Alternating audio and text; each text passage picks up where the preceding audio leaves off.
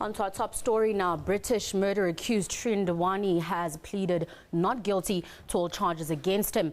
The long-awaited trial finally got underway in the Western Cape High Court today. In his plea agreement, Dewani admits being bisexual, that he had hormone problems and underwent testosterone replacement therapy to assist with reproduction, and that he discussed a shuttle tour and a helicopter trip with now convicted taxi driver Zola Tongo. In the dock after a lengthy extradition from the UK, Dewani faces charges of conspiracy to commit murder, kidnapping, robbery with aggravating circumstances and defeating the administration of justice. He allegedly orchestrated the November 2010 killing of his wife Annie while the couple was on honeymoon. In his plea agreement read out in court by his advocate Francois van Zyl, Dewani says he considers himself bisexual and has had sexual relations with men and women, including prostitutes such as Leopoldo Liza. Dewani says the first people he met in South Africa were taxi drivers, including Tongo. Tongo is serving 18 years in jail for his role in the murder. He identified Dewani as the mastermind behind the fake hijacking plot. In his statement, Dewani says he asked Tongo to take them on a shuttle tour of Cape Town. He also agreed to pay Tongo 15,000 rand for a private helicopter trip for him and Annie. Now, for more on that story, we cross live to our reporter Nomawethu Solwandle, who is at the Western Cape High Court.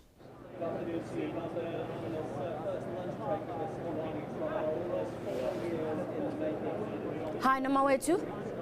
Well, a very good afternoon to you. It has certainly been a very busy morning down here at the Western Cape High Court. Journalists some of them have been here since 5 a.m. this morning. I mean, it's been 4 years. The Hindosha family actually held a press briefing last night, and they say that it's been 4 years of torture while they waited for this trial to get underway. Now, I can confirm that everything started at about 10 o'clock this morning. Already there's been a witness that has been brought forward, Ms. Foster, who is a pathologist and who conducted everything after Annie died in Khayelitsha in November 2010. But of course, this is a very big trial that's underway here, and there have been a lot of rules that have been put in place.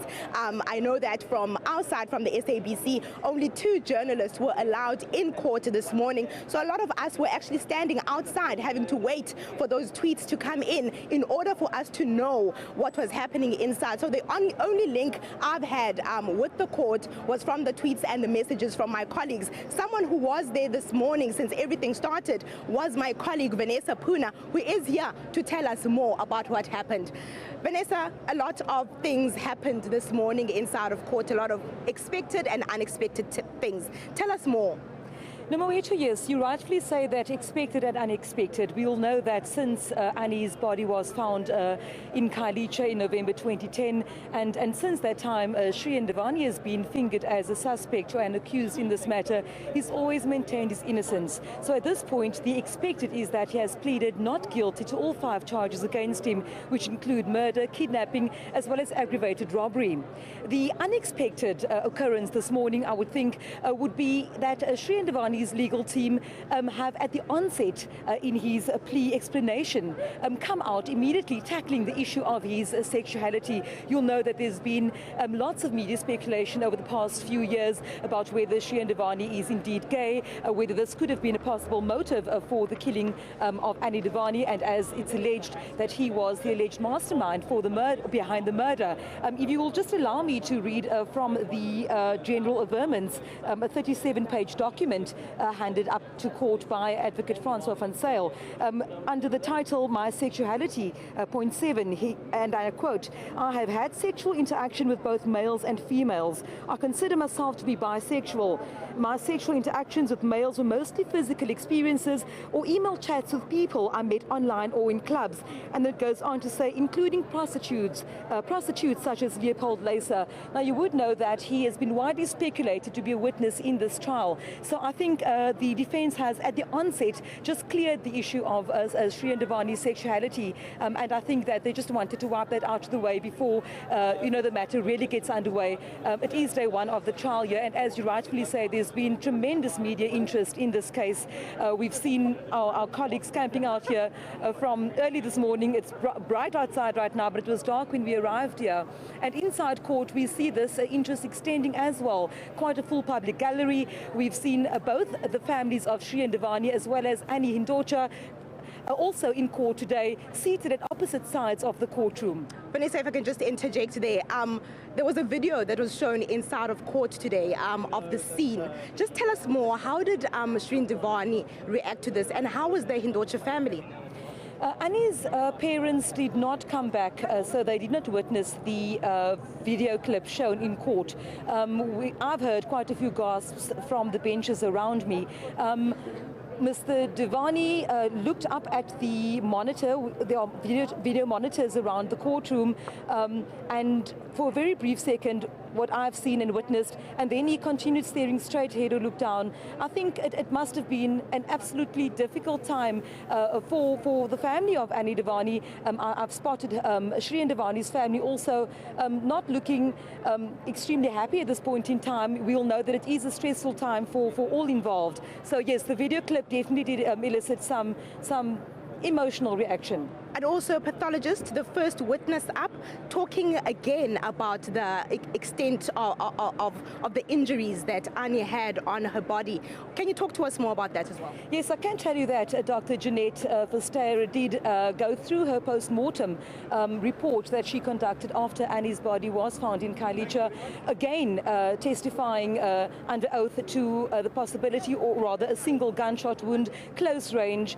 She also mentions that the gunshot wound or the perforation caused to the spinal column could or should immediately have caused paralysis. And just before the adjournment for lunch, Advocate Francois van Zyl started cross-examination of Dr. Jeanette Verster. So we expect that this will continue when the trial gets underway again after the lunch break at the Western Cape High Court. Very briefly, Vanessa, just on the list of witnesses, I understand that the court said they're not going to reveal this, but of course there have been a lot of speculations, like the male prostitute that's expected to take the stand as well here. Talk to us about the confidentiality about this list of witnesses. Now, wait till you remember that the state has remained mum about this list since the beginning, since the onset. They did not want to jeopardize this case in any way, but obviously as the media goes, people have been speculating, people have been reporting on exactly who would be on this witness list. This is something that State Advocate Adrian Mop in court this morning again mentioned to Deputy Cape Judge President Jeanette Verster about still not wanting to divulge exactly who will be on that witness list. The only witnesses that we know as confirmed that will be testifying in this trial would be Shrien Dewani's former co-accused, Zola Tongo, as well as Mzwama Doda Kwabi, because this was mentioned by the state during the pre-trial hearing of Mr. Dewani. So at this point in time, the state remains mum. At this point, I don't think that the state wants the media to be aware of any other witnesses on its list. Just very briefly again, before I let you go, Vanessa, just talk to us more about the media contingency that is allowed in court, and just the rules around everything. Yes, it's been made very clear again, Nomawethu, this morning in court that there will be absolutely no pictures taken in court.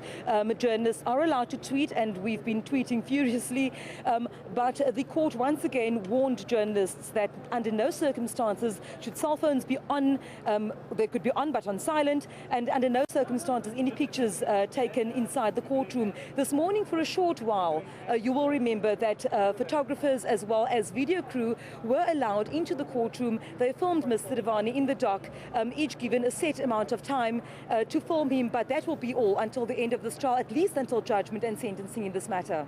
Thank you very much for your time. Well, that was my colleague there, Vanessa Puna, telling us more about what unfolded inside of court.